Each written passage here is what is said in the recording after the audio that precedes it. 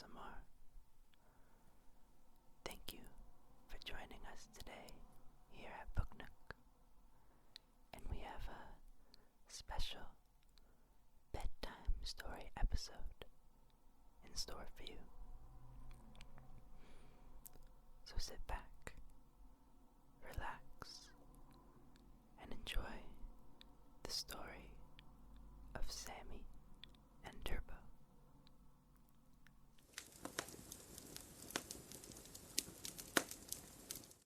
Once upon a time, in the great big Pacific Ocean, lived a pack of dolphins.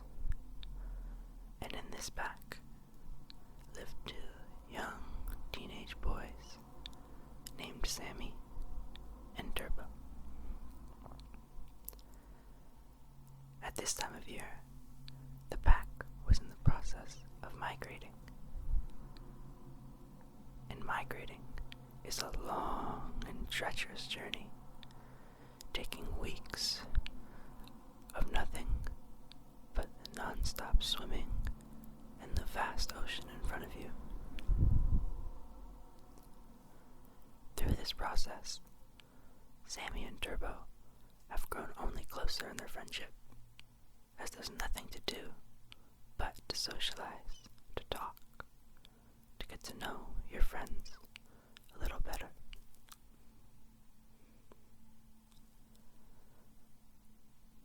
They had been migrating for weeks when they were finally getting closer and closer to their destination, the coral reef. Gee, Sammy, I can't wait to get to the coral reef. We've been at this for so damn long. I know, Turbo. I'm thinking the same thing. I can't swim for another day, I swear.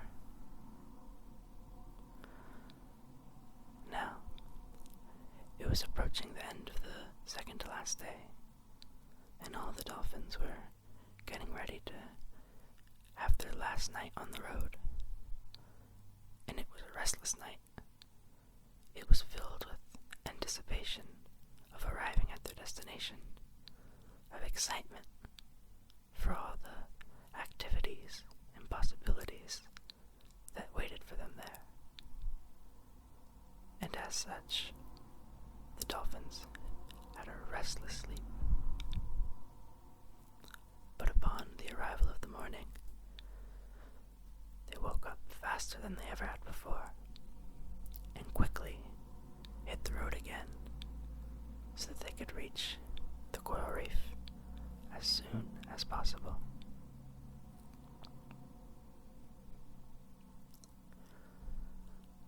After more hours of traveling, the dolphins finally made it to their destination. And they celebrated and cheered and hugged and laughed and spun around in circles in excitement and joy. Gee, Sammy, we did it. We finally did it. I know, man. Feels like all my dreams are coming true. This is gonna be the best season ever. I can feel it. The water's so nice here. This is really my favorite place in the whole world. But, wait a minute. Does something feel different to you?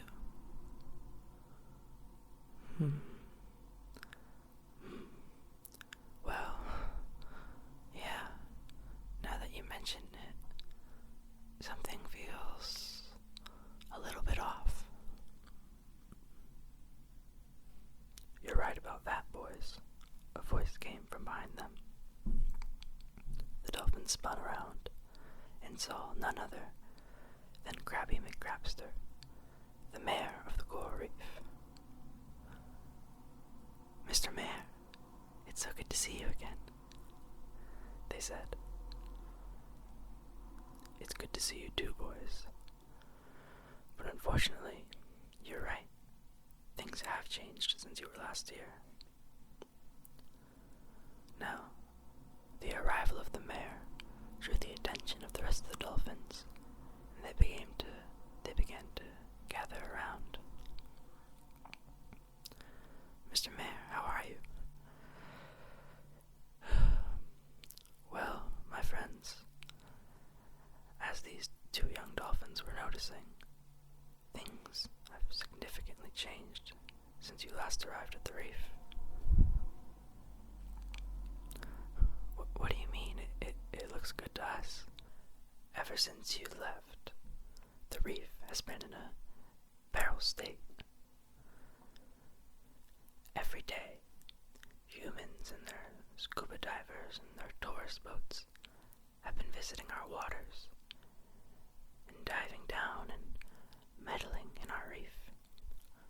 And as such, parts of the reef that have been most affected by them are beginning to die. Die? What do you mean die?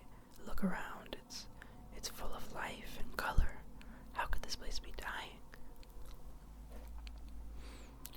Well, maybe here that's the case, but allow me to show you the far side of the reef. And so, the mayor, along with the dolphins, began to swim to the other side of the reef. And after a few minutes, they arrived, and immediately you could see the vast difference between one side and the other. What was purple and full of life was now dull and gray and void of any activity. Sammy swam down to touch the reef with his fin, and after the lightest touch, the part that he touched fell to the floor and crumpled. And there was a overwhelming silence that took over the group.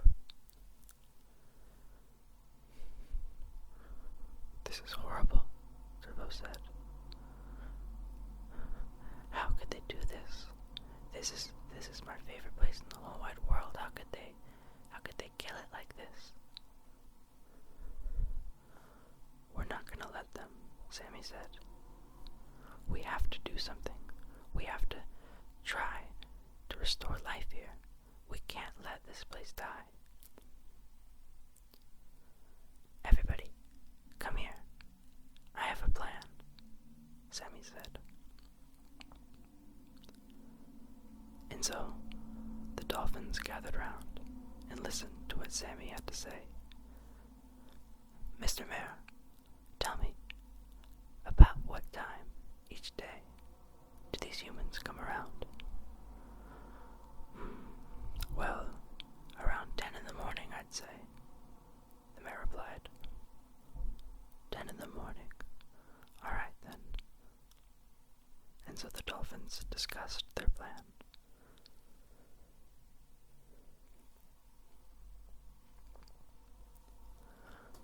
The next day came around, and the dolphins were there ready at 9 in the morning, in position to enact the plan that they had discussed the night before. And just as the mayor said, at 10 o'clock, the first human boat arrived. This boat was nothing special, not too big. Didn't look too impressive.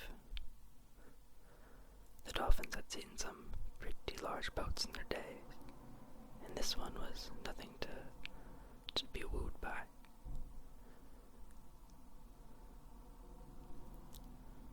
The boat parked overhead, and after a few minutes, 5 scuba divers jumped out of the boat.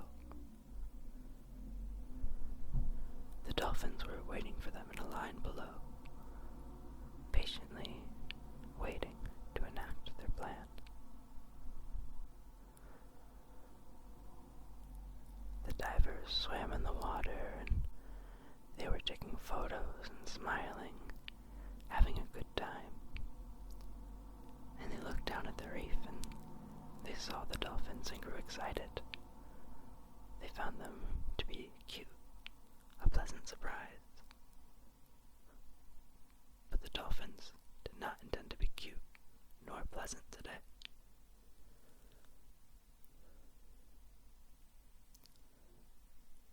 Once the humans began to descend towards the reef, the dolphins waited and waited and waited until they got within distance. And Sammy eventually yelled, "Charge!" And the dolphins, as fast as they could, swam towards the descending group of humans.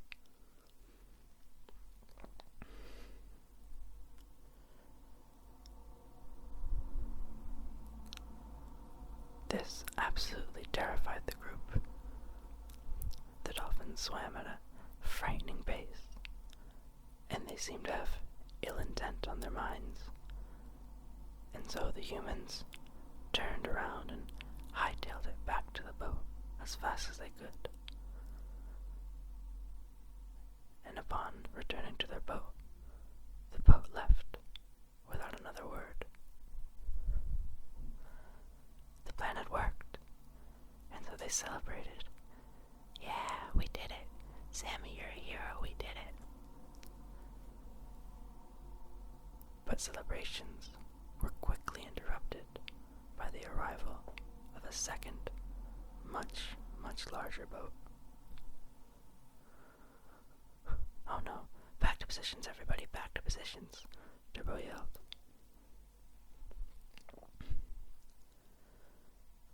The second boat parked in roughly the same area as the first.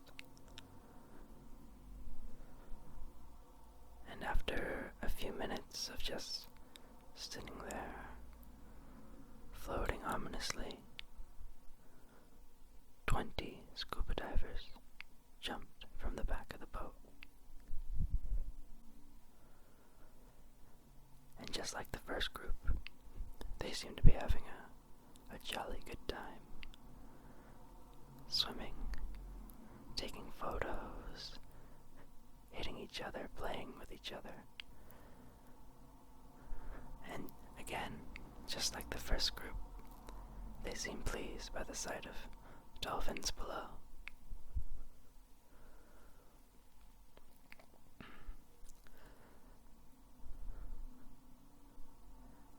After they were done getting oriented in the water, the group of divers began to descend closer and closer to the reef.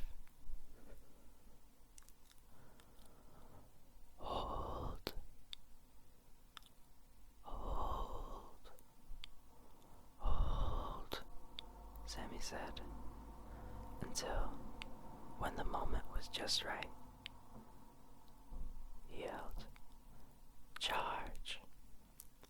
And just as they did the first time, the group of dolphins swam as fast as they could towards the descending group of humans.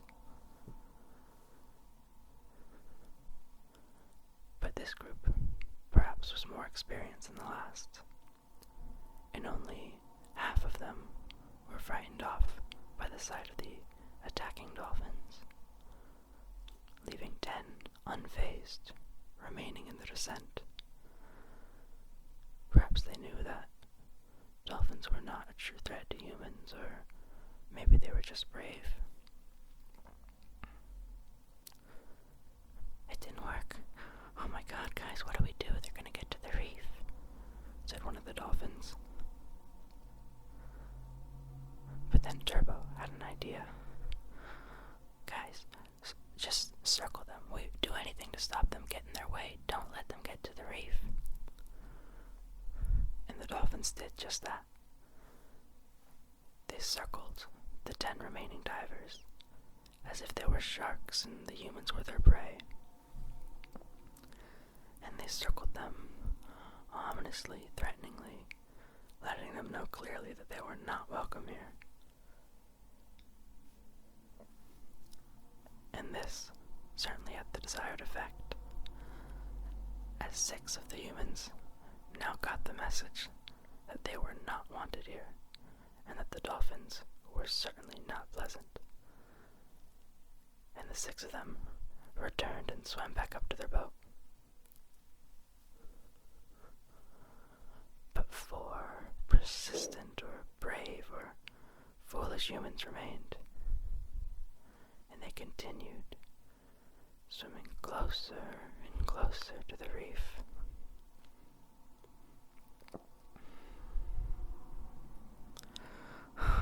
What do we do? What do we do? Said Sammy. And Turbo chimed in again. Anything, just start hitting them with your fins, bumping them. Really, really make them know that they are not wanted here, that we are not friendly. And so the group did as he said, and they started hitting them with their fins, bumping them with their hips, doing anything, continued to circle them. And after a few rounds of doing this, of hitting the humans repeatedly, 3 of the 4 returned to their ship, terrified, leaving just 1 human remaining. Oh, screw it, Turbo said, and he went up to the last human, and he bit the human on the finger. And the human yelled in surprise, and bubbles streamed from his mouth.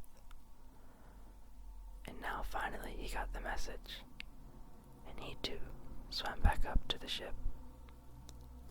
And after a few minutes, the ship left, not to be seen again. Now, this process of scaring off the arriving ships would be repeated again and again by the dolphins in the coming weeks, until finally no more ships arrived. It's not good for business if your tourists and your divers are getting attacked at every turn, and so the ships had to find new waters to swim in, leaving the reef finally again at peace.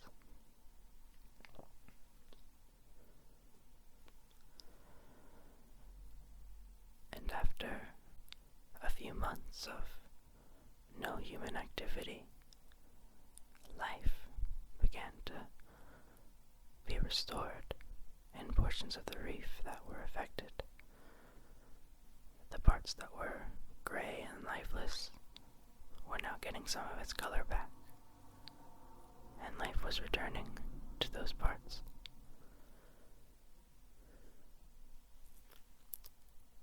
And for their efforts, Sammy and Turbo and all of the dolphins were regarded as heroes among the community of the reef, and the mayor threw a special party in their honor. But as the season came to an end, the dolphins had to continue their migration and say goodbye to all the friends they had on the reef.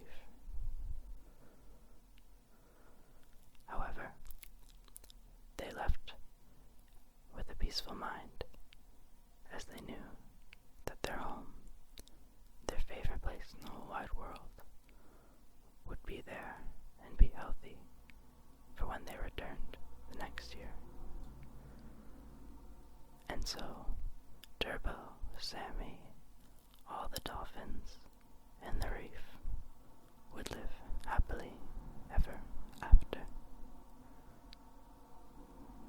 The end.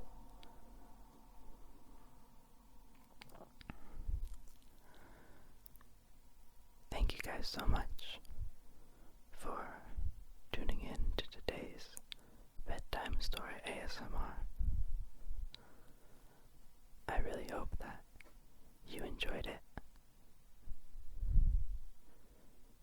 This is my first time recording a video like this, and so I'm still learning how to make these the best that I can. But I hope that you found it enjoyable and relaxing